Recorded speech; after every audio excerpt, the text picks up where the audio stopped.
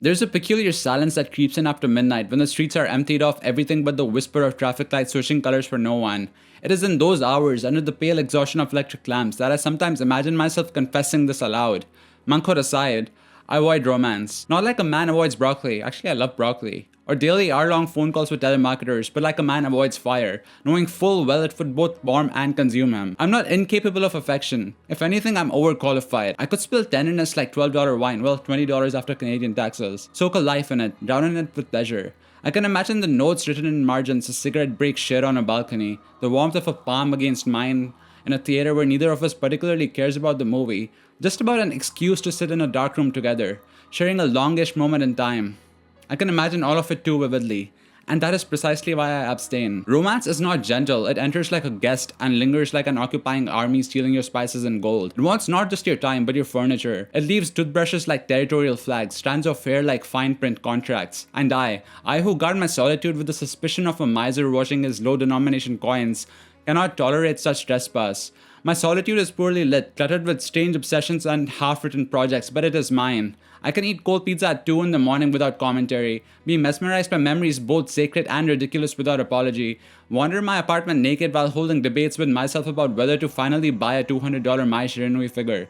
No ambassador of affection knocks at the door to demand compromises. No voice interrupts my rituals to ask where I've been or why I didn't answer a text.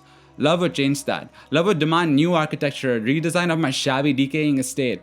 And though I'm lazy in many respects, I'm meticulous about one thing. I would not survive the renovation intact. See, romance is theater, and I have always been a poor actor. Every silence in conversation feels like a line dropped. Every delayed reply to a message becomes an omen. In solitude, I'm free to stammer, to mispronounce, to grope for meaning like a drunk looking for his keys. In romance, every moment is a stage cue, every gesture reviewed by a critic sitting opposite you in bed. If I'm to embarrass myself, I prefer it be in private, spilling beef and on my own white t-shirt, not someone else's expectations. And there is sex, yes, an entirely different play. Here, at least, the body forgives. A moan is a moan, whether it's born of genuine pleasure or the polite equivalent of applause. Yet even in sex, the shadow of romance hovers. It asks for continuity, for context. It wants me to remember birthdays, to stroke hair with an air of devotion, rather than absent-minded calculation of whether I can get any sleep at all. I have neither patience nor performance skills for such continuity.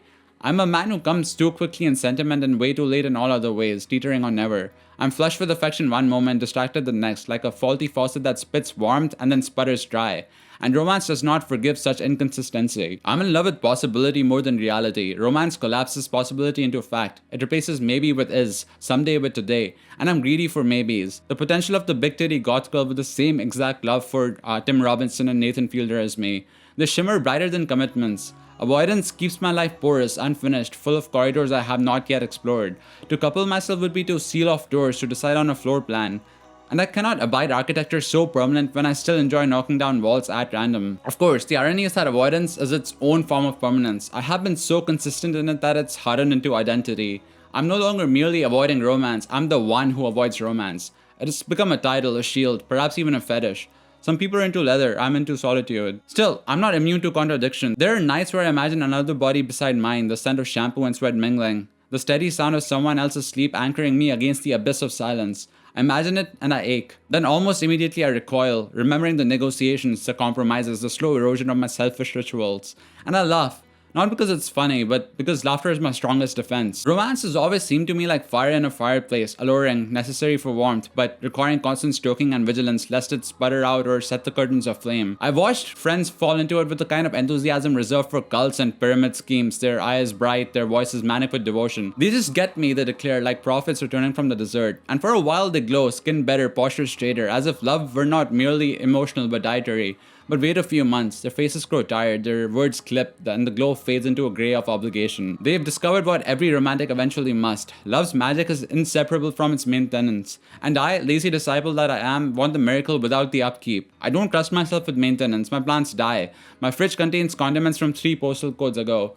And if this is how I treat the lifeless, what hope does the living have? Better, I think, is to spare another person the indignity of discovering that my capacity for passion is inversely proportional to my capacity for consistency. And they say compromise is the essence of love. But compromise to me is euphemism for slow self-murder.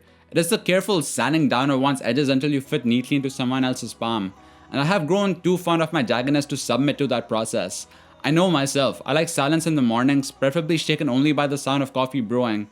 I like walking without explanation, disappearing into the anonymous drift of streets until I return when the day is already bruised with dusk. I like gooning without the pressure of pretending I'm doing something nobler. Introduce another person into that rhythm and suddenly silence is distance. Solitude is selfishness. Pillow talk with anime girls is a problem. Love has a way of renaming everything to suit its own vocabulary, and in that retranslation, I disappear. There's also another reason for my avoidance, one I admit only reluctantly. Lovers are mirrors. They show you who you are, not as you imagine yourself in solitude, but as you appear to someone who must endure your habits, your moods, your unguarded nights. I'm not prepared for that mirror. Alone, I can remain mythic to myself. I can pretend I'm more ambitious than I am, more charming, more mysterious. Alone, my flaws remain background noise, but reflected in another's eyes, they would be foreground, loud as a siren. I would see myself too clearly, and I'm not sure I could forgive the sight.